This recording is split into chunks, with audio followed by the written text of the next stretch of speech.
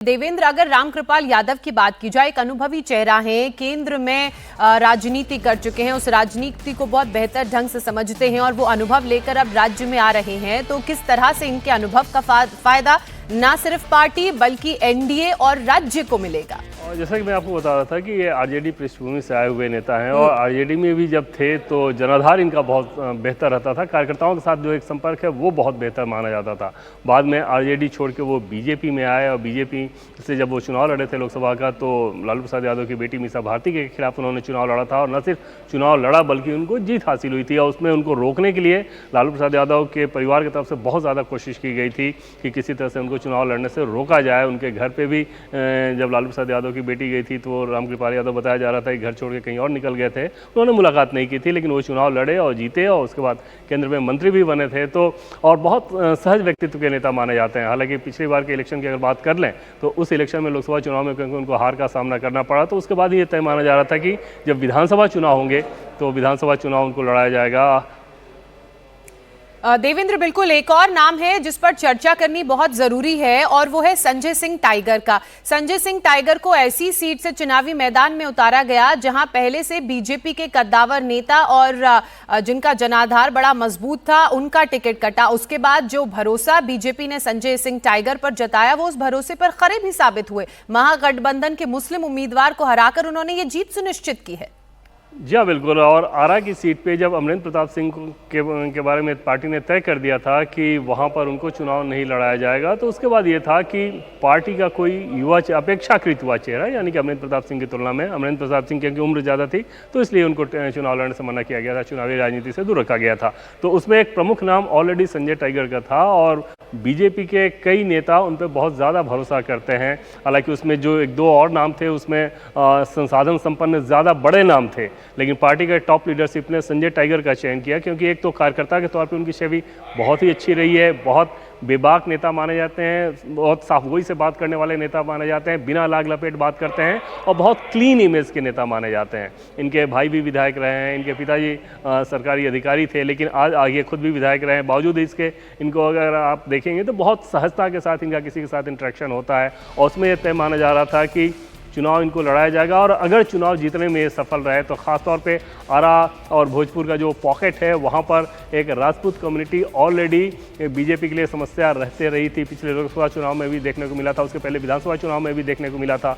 तो इस बार ये लगभग तय माना जा रहा था कि इस बार उनको बड़ा चेहरा करके पार्टी आगे का समीकरण साधेगी। और इस लिहाज से आप कह सकती हैं कि पार्टी की फिलहाल सोच ये है कि बिहार में राजपूत कम्युनिटी के तौर पर इस चेहरे को आगे किया जाए, इस चेहरे को बड़ा किया जाए। आपने देखा होगा कि आर.के. सिंह जो कि उसी आरा से आते हैं, हाल के दिनों में किस प्रकार से पार्टी की तरफ से क्या पार्टी पे क्या उन्होंने आरोप लगाया, पार्टी के नेताओं के ऊपर क्या आरोप लगाया, फिर उनके खिलाफ कार्रवाई हुई। तो इस सारी पृष्ठभूमि में राजपूत कम्युनिटी कहीं किसी मतलब ऐसा ना हो जाए कि बीजेपी से वो दूर हो जाए, तो उस लिहाज से बहुत ज़रूरी था कि पार्टी के पास कोई एक ऐसा चेहरा हो जो कि बहुत स्वीकार्य हो और आसानी के साथ उस कम्युनिटी के अपेक्षाओं को कैटर कर सके।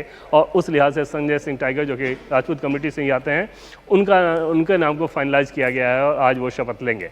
बिल्कुल, और इसलिए हम कह भी रहे हैं कि जब ये कैबिनेट तैयार की गई है जो आज शपथ लेगी 11:30 बजे, तो उसमें हर एक समीकरण का ध्यान रखा गया है। ना सिर्फ इसमें जातीय समीकरण का ध्यान रखा गया है जो तो आपने चुनावों में भी देखा था, प्रत्याशियों के चुनाव के दौरान भी देखा था, लेकिन अब चूंकि कैबिनेट का गठन होगा तो ऐसे में क्षेत्रीय समीकरण का भी ख्याल रखा गया है। किसी भी क्षेत्र का कोई भी व्यक्ति प्रतिनिधित्व करता हुआ छूटना नहीं चाहिए और इसीलिए इस तरह के नाम सामने आ रहे हैं। अब अगर महिला नेत्री की बात करें तो किस तरह से जिम्मेदारी महिला नेत्रियों को बीजेपी में मिलती हुई नजर आएगी, क्योंकि बीजेपी तो कहती भी है कि महिलाओं को बढ़ावा देना है। जी, उसमें दो चीज़ें हैं। पहली बात तो ये कि ये ज़रूरी नहीं है कि महिलाओं के लिए कुछ करना हो तो महिला को ही कुछ बनाएंगे तभी होगा। जैसे अभी तक अगर आप देखें तो इस चुनाव में ही महिलाओं ने जिस प्रकार से वोट किया वो नरेंद्र मोदी और नीतीश कुमार के चेहरे पे वोट किया, उनके कामकाज पे वोट किया और जो उनका अपना ट्रैक रिकॉर्ड है उसके आधार पर वोट किया। लेकिन ये अब दूसरी चीज़ थी कि बहुत ज़रूरी था कि महिला प्रतिनिधित्व भी दें और तकरीबन 10 से 11 सांसद विधायक उनके जीत के आए हैं बीजेपी के। तो उस कंडीशन में ज़्यादा बेहतर पार्टी को ये लगा कि महिला चेहरा चुने और उस कम्युनिटी से चुने जो कि अति पिछड़ा कम्युनिटी है, यानी कि निषाद कम्युनिटी से है। तो रमा निषाद, जो कि जैसा कि पहले मैंने आपको बताया कि अजय निषाद जो कि पूर्व सांसद हैं, उनकी पत्नी है। पिछली बार के चुनाव में टिकट नहीं मिलने के बाद अजय निषाद ने कांग्रेस पार्टी का रुख किया। चुनाव में उनको हार का सामना करना पड़ा और इस विधानसभा चुनाव से पहले उनको ज्ञान की प्राप्ति हो गई और वापस वो एनडीए में आए।